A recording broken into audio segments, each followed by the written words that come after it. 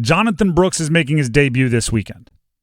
That's great. That's grand. I'm excited for the debut of the second-round pick of the Carolina Panthers, a running back, the first running back drafted in the most recent NFL draft out of Texas.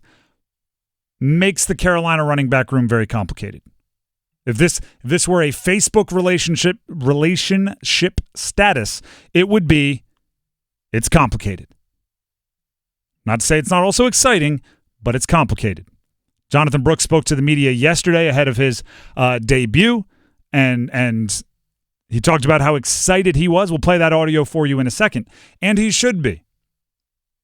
Here's what it sounded like yesterday. I'm excited just to be able to get back on the field and play the game that I love. It just, it's truly a blessing just to be able to get back out there and be 100% and be able to go out there and play football again. Here's why it's complicated in addition to, and maybe confusing in addition to exciting. Chuba Hubbard just signed a contract that locks him up for the next couple of years, handful of years, right? 4 years, $33 million extension. What is it, $15 million guaranteed, 12 roughly guaranteed at signing. If he hadn't just done that, I'd say the goals of the running back room this year were obvious. Do whatever Jonathon Brooks needs to be a star next season.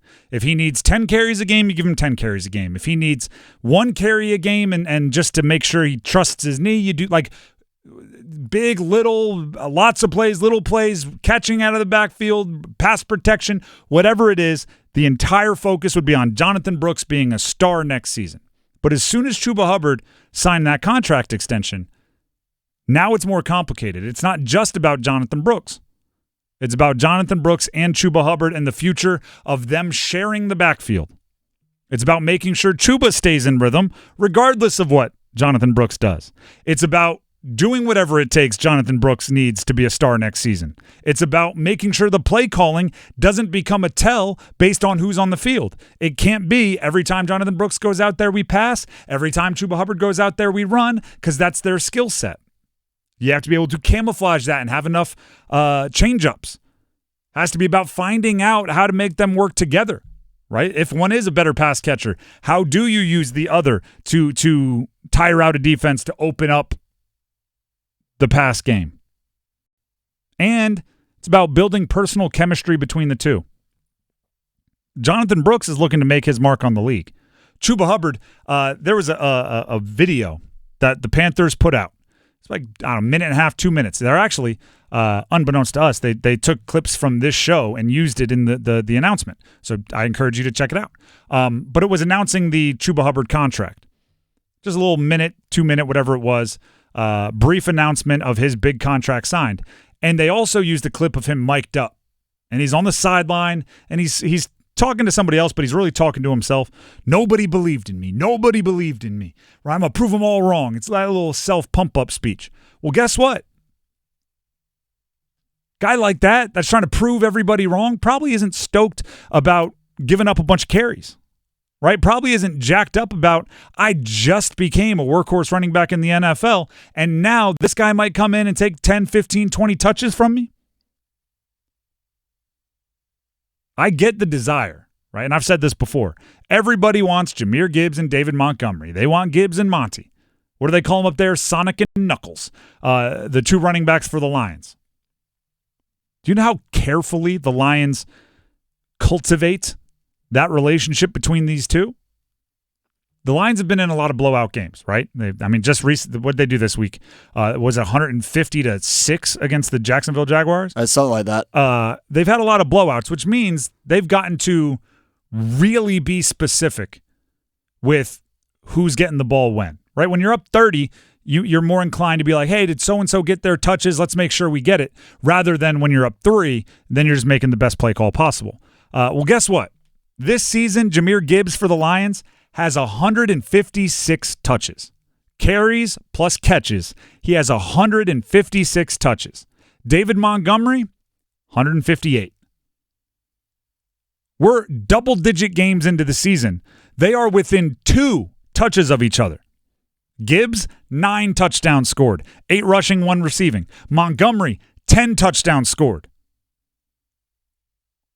That is important in building that relationship to make it feel equal and fair so nobody feels like they're being disrespected or not being given their opportunity.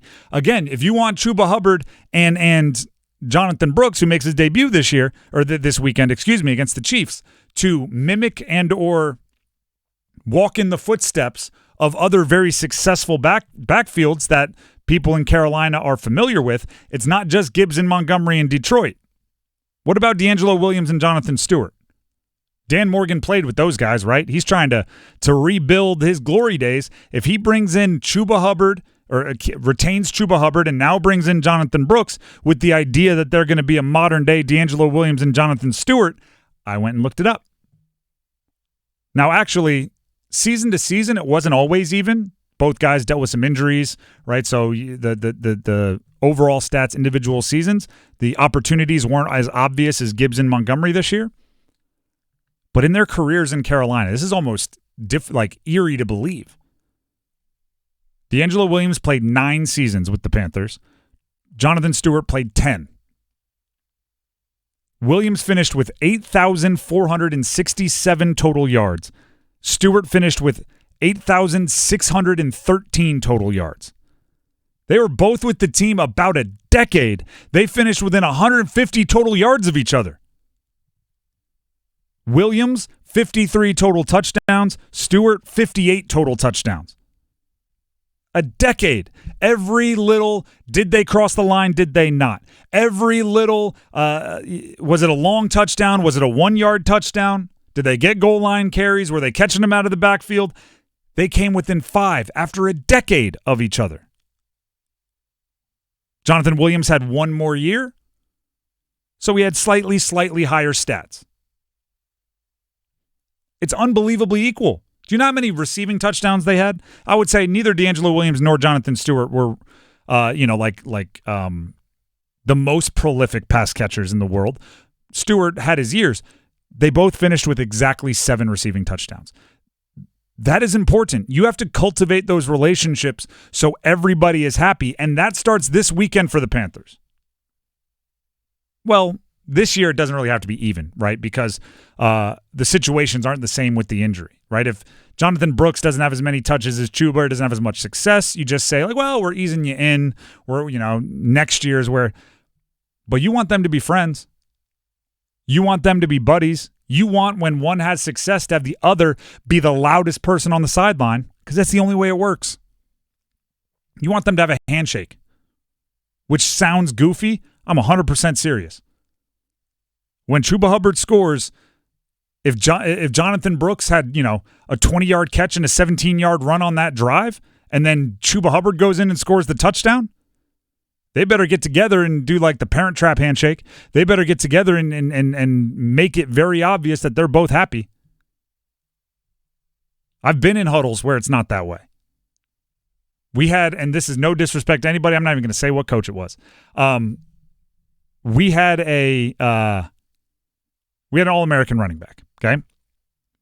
I think he finished second all-time in the University of Delaware history in rushing yards. Really good dude, made my job significantly easier. We had some backup running backs that were extremely talented. And there was one game where one of the backup running backs had a very good drive, and he, first down, got down to the 1-yard line on a long run. And then the coaches took him out, and our All-American went in and scored. And that backup running back, to put it lightly, felt it should have been his touchdown. Felt he had earned it, felt he should have been given the chance and wasn't. And this is he said, she said. The backup running back told me. He went to one of the coaches, won't say who, and said, what the heck? Why wasn't that mine? I did all the work. I was the workhorse on that drive. And their response was, the people show up to see number 30 score. That was our All-American. And that did not go over well.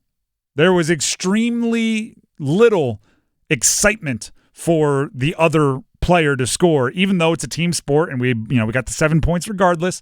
And I'll just put it this way. The year before that, we were in the national championship game. That year, we missed the playoffs. Different vibes. Now that Jonathon Brooks is back and every carry he gets is one Chuba Hubbard doesn't, it's on the Panthers to make sure everybody's happy. And you may say, they're pros, they should be happy no matter what. I agree with you. It's just not always the case.